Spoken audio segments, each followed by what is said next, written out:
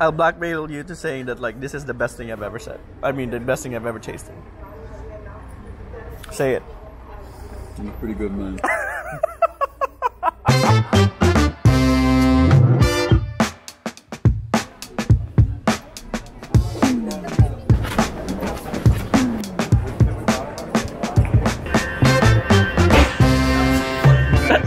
In this episode, I'm gonna visit a buddy of mine in his beautiful hometown.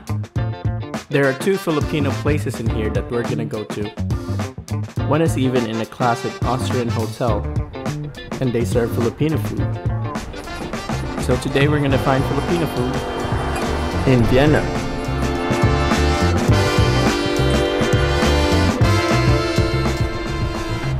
Been staying with a buddy of mine. His name's Julian. Told me a lot about this place. One thing that's interesting is the neighborhoods are apparently made like rings. Also, there's a lot of buildings that are ancient, you know, like historical, built from like 1600s or earlier. One thing you'll notice about Vienna right away is that it's very classy, like very fancy, honestly. Very beautiful. There's a lot of history to it, you know. Helps that it's very sunny today too, so it's nice. So the first thing we're gonna do here in Vienna is do all the touristy stuff first. Here you can see I'm trying a schnitzel, which is the national dish here in Austria. This is very important information for later. And then we went to this Italian place, which is apparently one of the first here in Vienna. After all the drinking, we finished off the day with some late night sausages, of course. Yo, I love that you can just grab like beers wherever. Time for Hunger Games. Danke.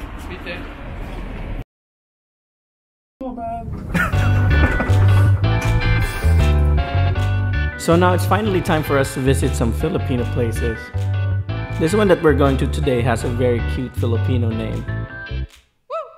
It's called Lolo Lola, which for those who don't understand it means grandfather and grandmother. If you pause that menu, you're gonna actually see they have a lot of vegan stuff. Vegan kare-kare, menudo, pinakbet, pickle express. We ended up ordering the sisig and the chicken adobo, which doesn't look like a chicken adobo. Remember what I said about the schnitzel earlier? This adobo looks like a goddamn schnitzel. So it's like they're trying to match the Austrian national dish with the Filipino national dish.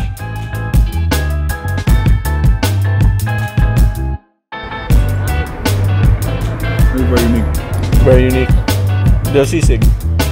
Because Julian is kind of camera shy. I mean, he's not used to me filming him when we hang out, obviously. I'm just gonna recap what he said about the food. So he really liked the chicken adobo because obviously it tastes like schnitzel.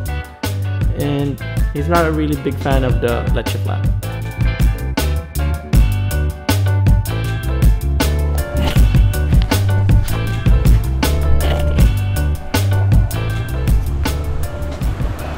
This next one is super interesting because when I was researching Filipino restaurants in Vienna, it keeps referring me to this hotel. And I couldn't understand it at first because it was called Hotel Am Brillantengrund. But anyway, the ending of it was basically they serve Filipino food. Tell me again what you said about this place. This is like typical, right?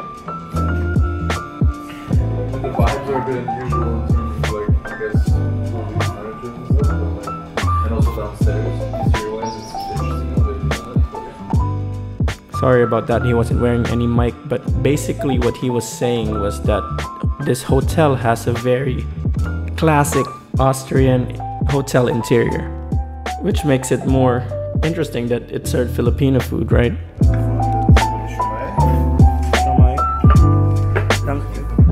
So we ordered a bistec, which I'm super excited about because I remember always ordering this when I was in college for lunch.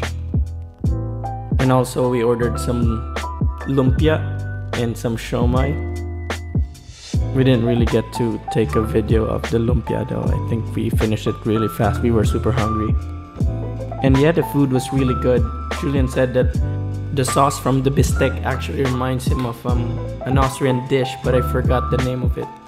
But yeah, I really enjoyed the food here, and I also stayed here for a night, which was really great too. So if you're ever in Vienna, please do visit these two Filipino restaurants. They're both amazing.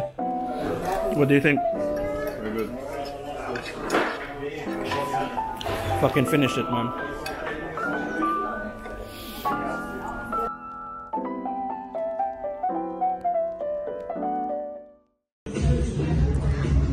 What is that? The Your new best friend. My new best friend. The patis.